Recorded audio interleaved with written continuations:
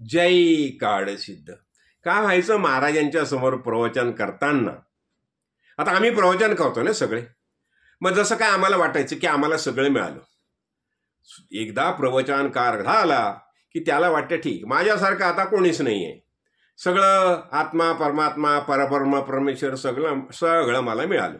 आणि हे प्रवचनकार आपल्या आपल्या IT मध्ये राहायला लागतात. कळलं की नाही?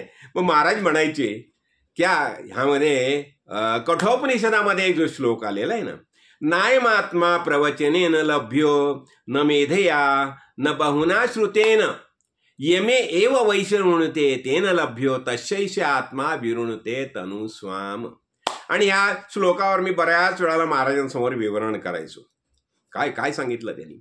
नायमात्मा प्रवचने न लभ्यो. आता काय झालंय, ज्या परमेश्वराची आपल्याला प्राप्ती करायची आहे तर प्रवचन करून तो प्राप्त होणार नाही. न मेधया, अगदी खूप मी हुशार आहे बुद्धिमान आहे, त्या बुद्धीने त्याचा उपयोग होणार नाही. मेधया न बहुना श्रुतेन, खूप खूप खूप खूप ऐकलं, खूप प्रवचन ऐकले, कळलं की नाही, तरी सुद्धा त्याने सुद्धा प्राप्त होणार नाही. मग काय म्हटलं त्यांनी? यमे एव वैशृण्यते.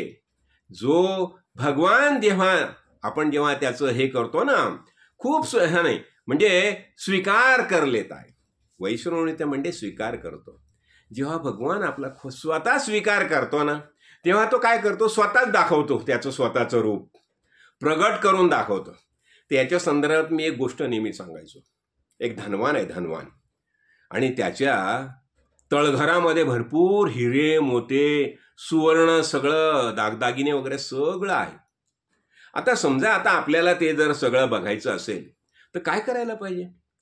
त्या सावकाराबरोबर दोस्ती करायला पाहिजे. आणि त्या सावकाराबद्दल धनाढ्याबरोबर आपली दोस्ती झाली, मग काय करतो तो स्वतः आपल्याला नेतो भुयारामध्ये, त्याच्या तळघरामध्ये नेतो आणि सगळं त्याचं ऐश्वर्य आहे ना ते आपल्याला दाखवतं. अगदी त्याचप्रमाणे जेव्हा आपण श्रद्धा भक्तीने तारी मारी तुझेच चरण या भावाने जेव्हा भगवंताला शरण राहतो ना, काही नाही देवा तूच माझा, बस. कळलं ना? जसं मी म्हणतो ना, काळसिद्धेश्वर महाराज कोण? आई बाबा सगळं तेच आहे. कळलं ना? आपण म्हणतो ना, त्वमेव माता पिता त्वमेव बंधू सखा त्वमेव द्रव्यम. कळलं ना?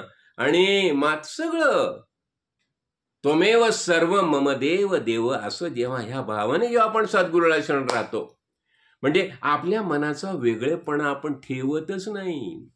भगवद्गीतेत भगवंताने म्हटलंय ना, मयी एव मन आध्वस्व मयी बुद्धी निवेशय.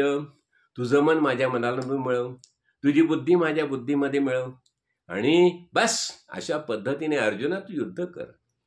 कळलं की नाही? म्हणजे जेव्हा आपण टोटल शरणांगती, महाराज कसे सांगायचे बघा, जेव्हा महाराज सिद्धरामेश्वर महाराजांना भेटायला गेले, कळलं की नाही, महाराज ते मठाचे अधिपती आहेत, सिद्धगिरी मठाचे अधिपती.